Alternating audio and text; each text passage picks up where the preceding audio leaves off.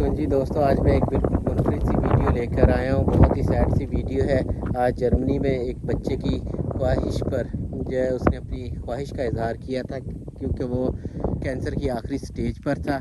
तो उसने कहा कि मेरे घर के करीब से जो है वो 20 या 30 हैवी बाइक्स वाले गुजरे ताकि मैं वो खुशी ले सकूँ जो उसकी ख्वाहिश थी, दिली ख्वाहिश थी। उसकी इस ख्वाहिश को पूरा करते हुए जर्मनी में से तकरीबन 30,000 के करीब हैवी बाइक्स वाले उसके घर के करीब से गुजरे। बच्चा बाहर व्हील चेयर पर अपने माँ बाप के साथ खड़ा हुआ और उसके करीब से जो है वो 30,000 के करीब हैवी बाइक्स वाले गुजरे हैं। तो चले ये वीडियो देखें। अल्लाह ताला मौजूदा तौर पर उस बच्चे को कामिल शिफा आजिला अता फरमाए और उसको जो है इसकी बीमारी से कामिल शिफा दे। तो चलें वीडियो को देखते हैं।